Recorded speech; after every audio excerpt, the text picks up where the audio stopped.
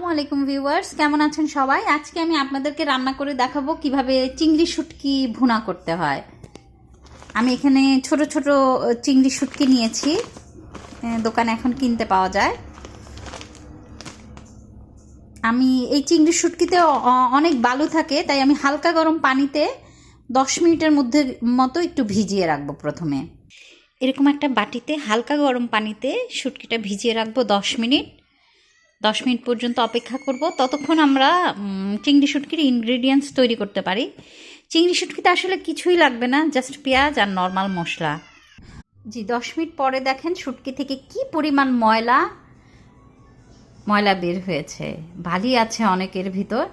যাই হোক, আমি শুটকিটা 10 মিনিট পর গরম পানি থেকে উঠিয়ে খুব ভালো মতো ধুয়ে পরিষ্কার করে একটা জালিতে উঠিয়ে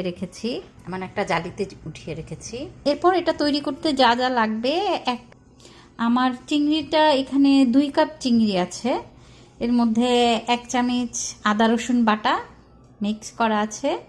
এখানে 1.5 চামচ মরিচের গুঁড়া আছে, আপনারা চাইলে একটু কমিয়ে দিতে পারেন, 1 চামচ দিতে পারেন। 1 চামচ হলুদ, 1 চামচ হলুদ, এটা জিরা, ধনে পাতা, ধনে গুঁড়া আছে, তো কিছু দারচিনি, এলাচি, পেঁয়াজ। একটি কড়াইতে তেল গরম করতে দিব, তারপর সব গরম মশলা এই তেলে দিয়ে দিব। 1 মিনিট অপেক্ষা করব গরম মশলাটা ফ্রাই হওয়া পর্যন্ত। আসলে এই শুটকি অনেক অল্প সময়ে হয়ে যায়, বেশিক্ষণ লাগে না তৈরি করতে। চুলার জালটা আপনারা হাই অ্যান্ড মিডিয়ামের মাঝে রাখবেন। 2 মিনিট পর আমি 1.5 কাপ পেঁয়াজ কুচি দিয়ে দিলাম। এবার এই পেঁয়াজ কুচি হালকা ফ্রাই হওয়া পর্যন্ত অপেক্ষা করব। খুব বেশি ভাজার দরকার নেই।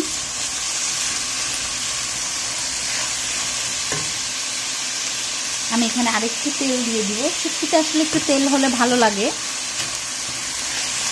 এই শুটকি আপনি গরম ভাত, পোলাও, খিচুড়ির সাথে খেতে পারবেন।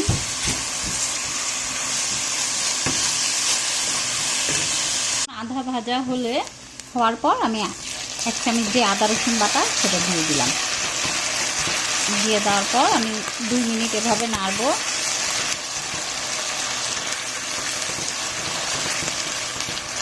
বাকি মশলাগুলো দিয়ে এভাবে 5 মিনিট কষাবো।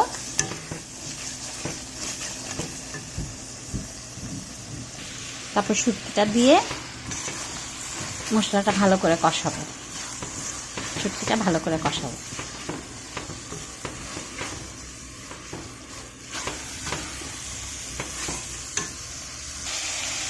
সেভাবে ভালো মতো কষাবো। কষানোর পর সামান্য কিছু পানি আমি শুটকিতে দিব, শুটকিটা সিদ্ধ হওয়ার জন্য।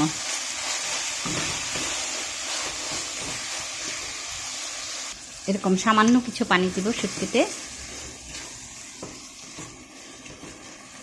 এবার আমি শুটকিটা ঢেকে দিব একটু সিদ্ধ হওয়ার জন্য। হয়ে গেছে আমার চিংড়ি শুটকি। আপনারা বাসায় অবশ্যই ট্রাই করবেন আশা করি। ধন্যবাদ সবাইকে। আসসালামু আলাইকুম।